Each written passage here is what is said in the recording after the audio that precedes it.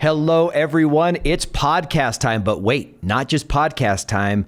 It's Ramos Law Difference Makers podcast time in a whole new format. We're going to start something new. It's something that is Ian and I, who's my guest today. Ian Corella is our director of culture here at the firm. He does a great job. We were talking yesterday and we thought about this concept called chopping it up. And so we're going to chop up things from time to time. Just take a subject, break it down, the things we're seeing here in our business, and hope that it helps you in your business and in your life. So stay tuned. This is going to be something fun. You're going to want to share this with people. Hopefully you get something cool out of it. And hopefully, Ian, you and I do a good job talking about our first chopping it up segment. Welcome to the show, I'm man. Excited.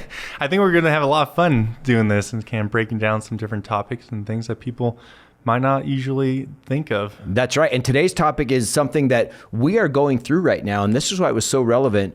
We're going to talk about from a cultural aspect, how do you deal with growing pains? And I know for our business on the Ramos Law side, we are growing. We feel very blessed, very fortunate. We're trying to do a great job, provide a great service. And so people are finding out and people are growing and we're needing more staff and all that stuff. As the director of culture, what do you see when it comes to a business, no matter what size it is, when it starts to grow to where you feel growing pains, what does the culture end up experiencing typically from your perspective? Oh man, as you grow, you definitely start to get different groups and different types of people. The bigger you get, the harder it is to find very similar, like-minded and like-valued people. And so not saying that you're not going to find good people and good or who have good values and those type of things, but it's going to be there's going to be different variants in there. And it's going to be not the same family-oriented small business that it was, but it doesn't mean we can't be a medium or large size family-oriented business. And so with the growth, it said something like after 50 employees or something like that, then you start to variant in your culture a little bit based on number of locations, based on who's at those locations, based on how you're communicating, getting information across to your employees and how you're treating people. And so a lot of different factors can play into that. Let's take a step back and talk about, like you mentioned, 50 employees, and many people listening to this may not be business owners. They may be part of a team. They may even work at home, but all of us are parts of cultures, right? Whether it's in our church or on a team that we play sports with or at work or whatever. But when we consider 50, that's a pretty good sized group. And we're blessed to be roughly double that, but we're still not a worldwide corporation. Right. When we look at a small company, let's just say even of 2 or 3 or 4, define culture and what happens in a situation that's very small that people can relate to. Communication's huge when you're small. It's a lot easier to get to talk to people. Hey, everyone come here. All 5 of you in the business, right? All right, we're going to talk through this type of things. We're going to get some feedback right now, and we're going to work on a plan together. As you grow, the more people you get, the harder it is to do those type of things, because then you start venturing into a bunch of different ideas, a bunch of different thoughts, processes, and things. And people, it becomes a lot harder to tie everyone into the same idea, as opposed to when you're a small group, you can easily convince people, or the small group are all like-minded people. And that's how business starts, usually with one person with an idea. They find another person that has the same idea and same motives and everything. Okay, bring them on board. Okay, we're moving in the right direction. And as you grow, you find more and more people like that. But as you grow, those people start to get different ideas and stuff. There's not a million Jim Hovens in the world that think exactly the same as you, unfortunately. No, that is fortunate. We'd be a messed up place. But there are a lot of people that do have similar values and ideas. And so you and I have very similar values and ideas, but we're not we're not the same completely. Right. And when I think about that, again, the beautiful thing about what we're talking about, this applies to every unit of people coming together, right? It could be families like we talked about. It could be teams. It could be businesses. But it's so simple from what you just said. Keeping it simple is hard. So I know for us, when we look at what the vision in the business is, when you're a business of one, you know what your vision, your purpose, your values are. You may not have even identified it, but you know, right? Because that's what made you decide to take this adventure. Then you bring someone on and you have to convince that person that They have to buy into what you're selling. They have to buy into your vision. You get 2, 3, 4, like you said, all 5 of us, we can all get behind the vision. We've seen tons of businesses. We've had them in here as guests where there's 2 or 3 people in that company. Man, they're all about it because it's all consuming. But when you get 10 or 12 or 15, now the thing starts to delineate, right? Duties start to get divided.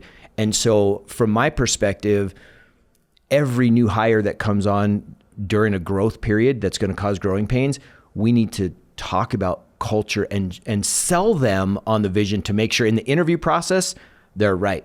And I want you to expand on this because you and I both share the love of a book on culture called Culture That Rocks. We've both used it kind of as a template for what you've created here. And one of the things I love in that I want you to expand upon is this idea of culture as soup. Right? Culture as soup, yes. Everyone, yeah. So we have vegetable soup or tomato soup or chicken noodle soup, but it's that one flavor of soup. Expand on the soup metaphor. Well, so everyone who's listening knows, so I meet with all our new employees on the onboarding process, and I kind of talk through culture and, hey, these are our core values. This is why we have these core values. It's not something we're forcing, but it's something that's made up of our staff and who we are as people and the service that we provide. And so through that process, I bring up this topic of soup. Culture is like a melting pot or a soup, and you think of each employee as an ingredient in the soup. And when a new employee is coming on board, so I'm telling them, when you're coming on board, you are affecting our culture. And the goal is to bring people on board that are affecting our culture in a positive way, not a negative way. Only time will tell usually with that, because the interview process is a whole nother thing. Seeing all their best stuff. Yes, exactly. And so, hey, Jim, you coming on board is like salt adding into the soup. It's just a little something that's needed. It doesn't change the whole thing, make or break it, but it affects it, and it affects the flavor. And so it affects the flavor of our culture. And so that's kind of the soup metaphor of how culture is. It's not something that one person can, I mean, if there's too much of one thing, then yeah, it's going to affect it negatively. But it's not something that you can force. Culture is not a forcible thing. It's an influential thing, though. I love because that. it's built on who your employees are, their values, their morals, their heart, their work ethic, and those type of things. And as leaders, we can only influence that by building relationships and communicating and doing the right things with our team. I love that, Ian. That's so good. And you know, the soup thing, this is what I tell people. So after you get them on the initial, then when I see them typically at the next level, I ask them if they've heard about the soup thing, and they all say yeah, because you've gone through your deal. And I say, here's the thing. Let's say we're chicken noodle soup, because that happens to be my favorite. Or even chili. I love me a good bowl of chili. Oh, who doesn't like good chili? And I know Gabe loves good chili. So Gabe's our videographer here. So he's behind the camera. So for those of you guys that can't see him, just know he's looking sharp and sporty today. Rock star status. Anyway, so Gabe likes chili. You like chili. I like chili. So we'll call it chili. I tell people, we are chili here. If you're tomato soup, that doesn't mean that you're bad. It just means that you're not going to fit into our chili, because we're not going to let chili turn into tomato soup, and we're not going to let it turn into chicken noodle soup. And so you're going to bring your own spices, just like everybody that leaves, some of our chili recipe went with them, right? And so we always want to be chili or chicken noodle or tomato or whatever brand. So I love that analogy.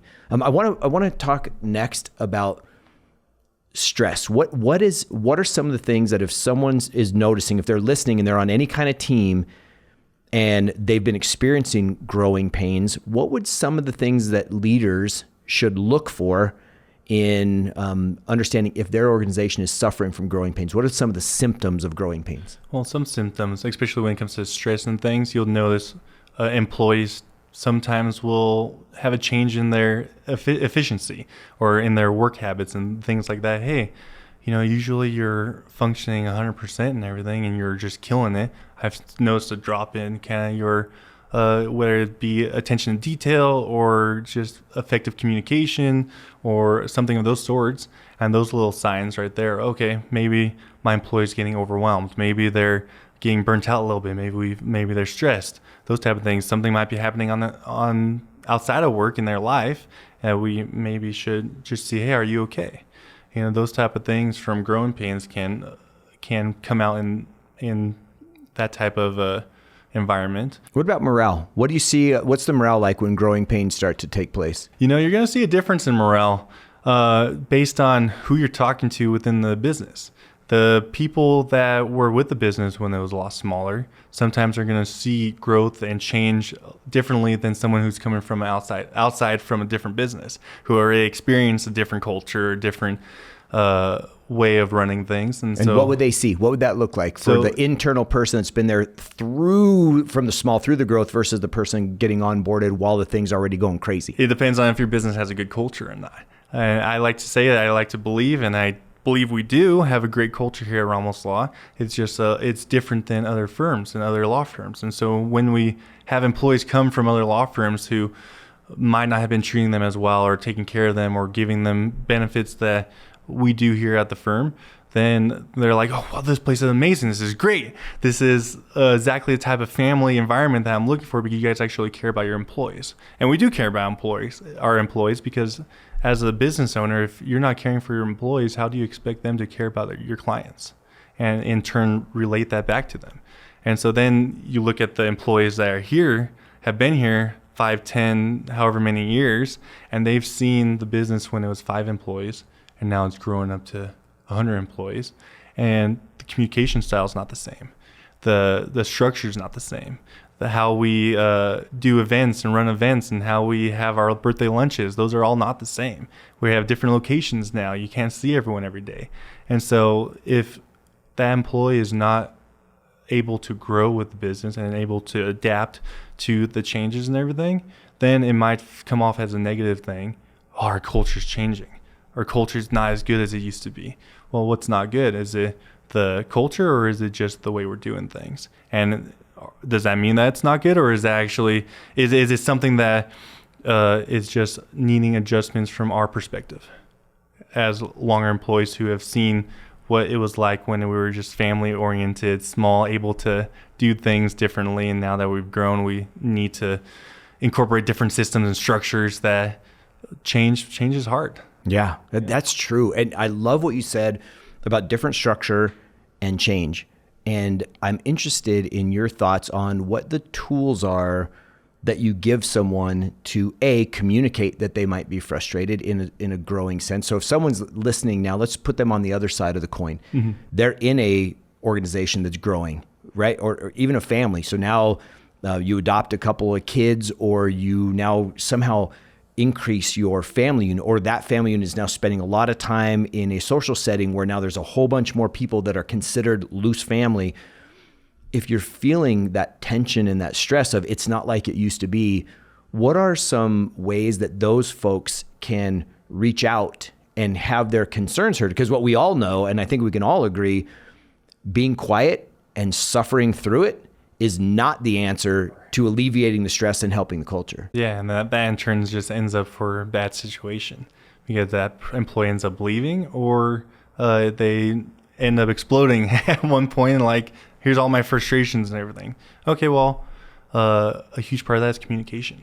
And I've been harping on communication this whole podcast already, but communication is huge, especially from a leader standpoint, on us giving our staff the confidence and the knowledge that they need to be able to communicate with us. That trust too, right? Yeah, that goes trust, into that relationship. Relationships are huge. If I don't trust you, if I don't have a relationship with you, Jim, I'm not going to probably talk to you about what's going on or how I'm feeling. I may not know that you're going to accept what I have to say or listen to me, or I may feel nervous that you're going to shut me down and not accept what I have to say as a positive or as a doesn't have thing. Value. Yeah, no value. And so placing that communication, that line of trust to allow our staff to be able to come to us with things they need is huge for that. And yeah, a lot of times leaders aren't open to hearing what their team has to say, which is unfortunate. I agree. And here's one thing, Ian, that I think that you have been instrumental in creating that lifeline. I was going to call it a pipeline, but that's not right. A lifeline of communication. And that is understanding that as a business or a group grows, the one person who might have been able to do everything before can no longer serve in that role. So someone better be equipping someone to be able to take that information and facilitate it up. So for example, in our firm, we now have several lead paralegals, right? So it's not one person that everyone has to go to. And certainly we all know that now with over 90 people working towards 100, the likelihood of Dr. Ramos handling every single thought about a person has in this organization across multiple states and multiple locations is not feasible or reasonable. So now we put these people in place that are at very crucial points in any pipeline, and they have a team under them. And those people now know they go here to this person, and that person now moves up the chain. Talk about that for a minute and the importance of how you establish that, number one, who goes in those positions, and how do you make sure that that communication happens smoothly from team member to lead to leadership? Oh, yeah, definitely. Well, when you're putting someone in a position like that, it's very important to find a person that understands the mission, vision, and how the company's run very well, but they also understand the culture and how to communicate and effectively express things to the team that need to be expressed. It's good and it's pretty important for leaders to be able to be relationship people, build a relationship with their team, show them, hey, I'm here for you. How can I help you? A leader that's in the trenches more so than a leader that's just bossing people around. And because if you're just giving directions to people and you're just telling them, hey, do this, do this, do this, and there's never they don't think that you're going to be in the trenches with them. They don't think that you're going to jump in and help them when they need help. Or if they're going to be out of the office, that you're going to cover for them and support them, then why are they going to give their all to the company and to you? And so that's a huge part in finding the right people to fill those roles. So Ian, a question about the fundamental qualities of someone who's able to facilitate these questions, because it might not be the official leader, right? It could be someone else, but typically what I've seen anyway, there's a few characteristics and qualities, and maybe we can tag team these as far as what makes someone a great potential person for being a mouthpiece from people who may be feeling growing pains to leadership to help those growing pains be eased. Oh, yeah. And so being able to, as a leader, being able to unite your team, be able to express their feelings and everything towards the leadership, and being able to draw people in is I think, one huge factor of it. I don't know if you want to expand on those factors really quick. Sure. For me, I love what you just called is the attractor factor. The attractor factor. And it can go in a couple different ways. Unfortunately, or actually fortunately, we all don't have the same personality. There are some people like you have a Tony Robbins, man, he's leading the room, and he can get 10,000 people to do anything he wants them to do because he's so charismatic. Yeah. On the other side, you have Mahatma Gandhi, who is seemingly incredibly introverted, but because of the true connection to the mission and their soul being so kind, can move millions. And so that attractor factor comes in different packages, and that's what I love so much. And you know what's a thing that draws people in through that is usually those people are honest. Mm-hmm. They're honest people, they're straightforward, they're real, and people want to follow real people who are honest and they know that are going to have their best interest in mind. Yes. If you're the type of person that's saying something but doing something completely different, then why do I trust you? Why am I going to trust you? And so that's a huge factor in leadership too, being able to express those things across is being honest, being able to show your employees that you're there for them, but you're also there with them. Yes. Oh, Ian, I love that. You and I have talked about this a million times. There's a book by Covey called Moving at the Speed of Trust. And you and I have talked about this thing called the bank account of trust and love. And I think to relate this back to growing pains, people, my experience over the last several decades of having teams and watching them grow and sometimes shrink, but go through difficulties, when there's growing pains involved, people will go through anything as long as they know that there's an end point, that they know that there's help on the way, that they know and trust that the people who are making the decisions have their best interests in mind. And here's how John Maxwell says it. He says, look, if you want people to follow you, there's three things that they need to know. One is, do you care for me? Which you alluded to. 2, can you help me? And 3, can I trust you? So imagine those 3 things. If there's growing pains going on, for me, if I'm on the leadership side, I want to say, I hear you. I know exactly what you're feeling. And so what resources do you need?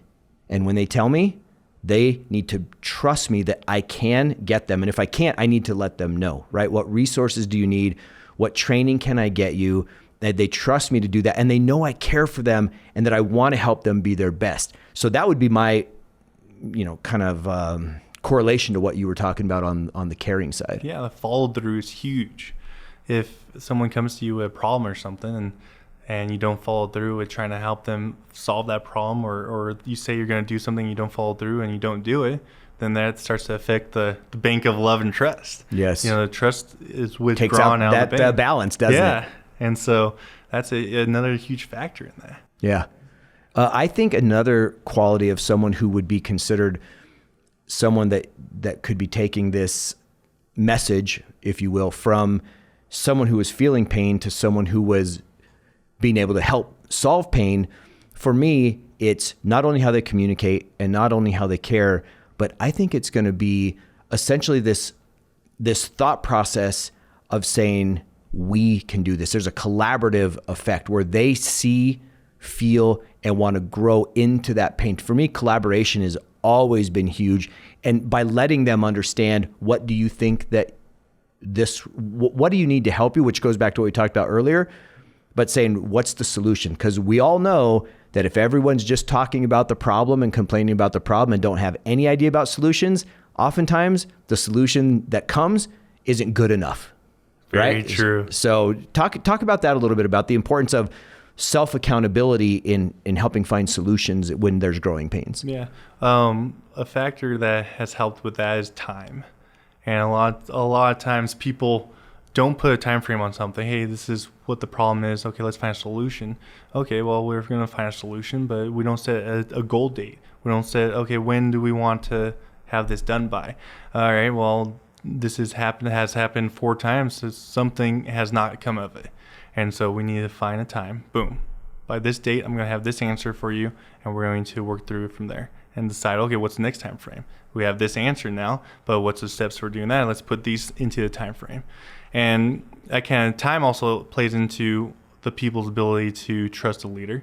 Because if you're a brand new leader and you just got put into a position, or you haven't been around the firm very long, and it's been, say, a year, and then that's not a lot of time for someone to build a relationship and know that you have their back and know that you're going to be the right leader. And so it takes time with your employees and with your team to be able to build that trust and that relationship. Dude, that is so good, because we got what I just heard you say, if I'm boiling it back down for myself, is time has 2 components to it. Time, 1, allows you to build trust and that balance that we've been talking about in the bank of trust and love. But time, 2, also allows you to build momentum. Because with time, you say, we're going to create a solution that has this step accomplished by this date. It's not the whole thing. It's just the first step.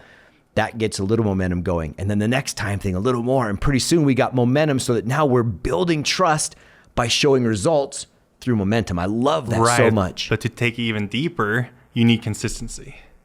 You can have time and you could build that trust, but if you're not consistent with what you're doing within that time, then it's not as effective. And here, that was so brilliant. Consistency is my favorite principle. If I could only have one thing that I could operate my life by, it would be consistency. And what you said here, I think, becomes really important for anyone listening or watching this to consider for their own operational system, whether it be in business, in life, in sports, whatever it is they're doing, family. The more consistent you are, wherever you are right now, and by the way, I will add this, every one of us is consistent. It's just, are we consistent in the habits, the policies, procedures that are taking us in a positive direction?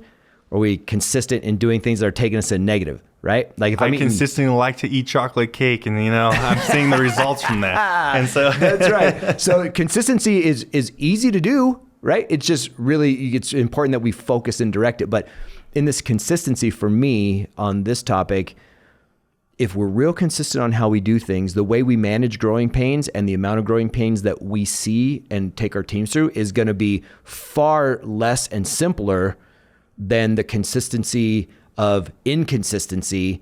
And now having to deal with that, because now you have no system, you have no foundation. Now you're scrambling like crazy. So it's much better to scramble under a consistent culture, philosophy, system based than it is, in my opinion, than just winging it all the time. Oh yeah, and that consistency takes you further. A lot of times when you have a meeting and things and people start putting together a plan and a plan of action, there's motivation at that point. And that motivation is the starting point to being consistent. But if you're not consistent after the motivation, you're going to start dying real quick. Absolutely. And so think of it like a wheel. And so a wheel has spokes in there and everything. And so each spoke is motivation. And you got to stay consistent with your motivation or to get the spokes all the way around the circle. But if you're not consistent with that, there's going to be a weak part of the circle. And it's going to start to cave at one point.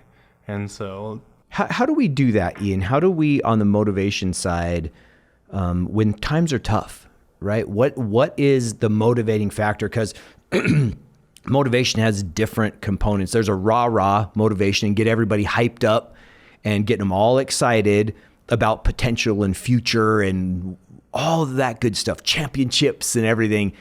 But then there's also the motivation of purpose and of meaning. How do we go about, in an organization of any type, driving that motivation at different levels? Yeah, you got to learn your team.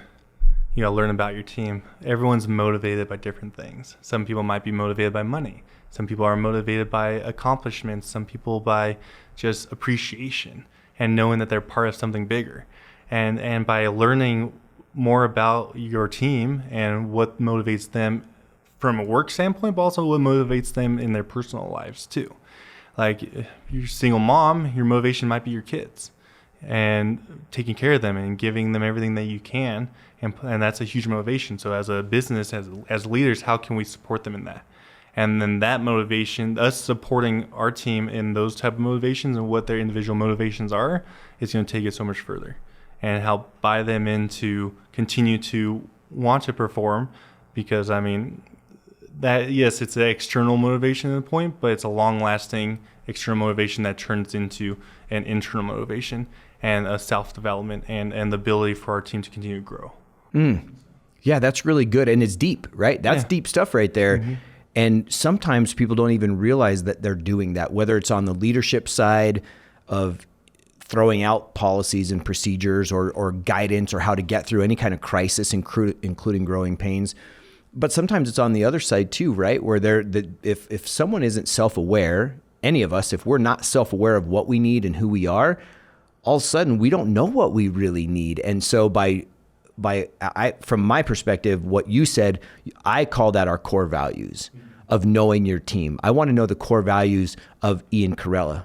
I want to know Gabe Escoval's core values so that I can help meet those, right? And I want you guys to know mine.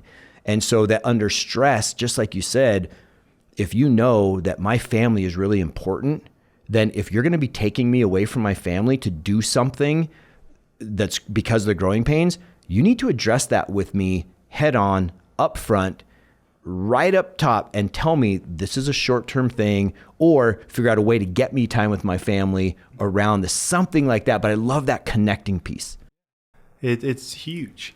And a lot of times as leaders, sometimes we will do this thing and try to anticipate what we think our employee wants or what our team wants or what our leadership wants and say, okay, we're going to head in this direction. I'm going to say this to help them out. But more so as leaders, we need to listen. We need to ask questions and then listen and take in what our team says instead of speak to them and think that we already know what they're going to say and what they want and what their motivation is and those type of things. So good. I want to jump back into another process for dealing with growing pains. And some groups or companies may not even have these, but in our world, we have these things called what are our core values. And our core values, we ask every team member to memorize them. But for those of you that are not Ramos Law people, we have 5 core values. And essentially, it's care deeply, communicate openly and effectively, pursue excellence in everything you do, put others first, and have fun doing that. That is our 5 core values. What role do you see a company's core values playing in the ability to navigate growing pains? The core values, they're reminders as to how we can continue to be our best selves. And so care deeply.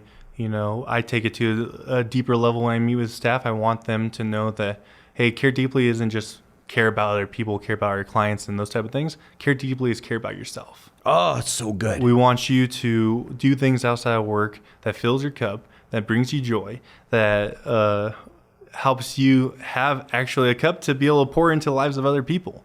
And so healthy work-life balance is huge. Put others first. We're a team here. And so we want to be able to make sure that we are acting as a team. We're not acting as individuals, and we're all moving forward in the same goal. And that involves expressing motives, goals, visions, missions. So where's this business going? And so as leaders, we need to find better ways to continue to share those things with our team, because as you share the mission, the vision, the direction of the business, what's going on in the business, hey, where are we heading? Are we going to open up this location? Those type of things. The team then becomes more connected to the business and connected to us. And then it just compounds from there. Yeah. And so people want to be in the know.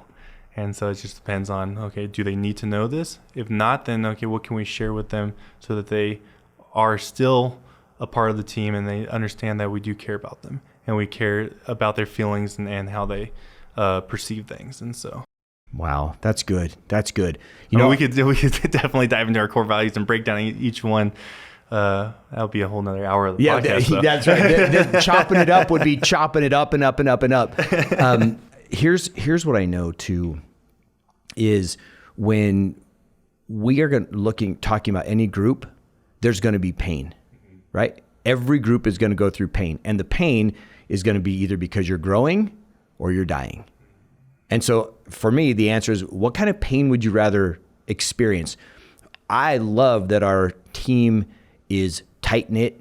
I love that people are feeling discomfort. Not that I want that for them, but if they can grow through the pain, just like a hard workout, you grow through the workout. You don't grow, your muscles hypertrophy at rest, but you have to do the work. You have to feel the struggle in order to get the result. This is pursue excellence, one of our core values right here. Pursuing excellence, yeah. Right. And so as we're pursuing excellence in our marketing, in our service, in our product delivery, as we're delivering on our promise, it's working and it's creating growth pains. But imagine the opposite. So for someone listening or watching out there, which pain would you rather go through? Would you rather grow through to have to become more, to stay caught up, to keep doing that so that you now at the end of the day are a better person and your company's better? Or would you rather have the pain of, I wonder if I'm going to have a job next week? I wonder if this company is going to be alive. That pain for me is a whole lot worse than the pain of having to grow to stay up with the system. Right. And you said something really cool in there. You said the pursuing excellence of being better for your business, but you're being a better person too.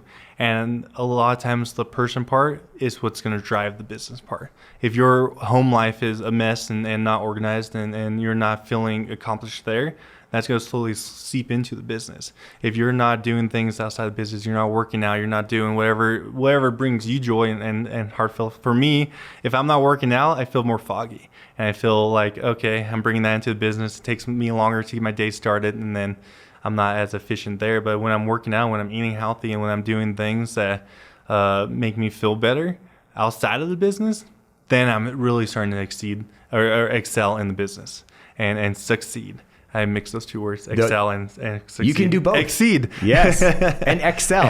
And excel. Right. And so that was a huge part in pursuing excellence, because people believe there's a middle road, there's a lukewarm zone.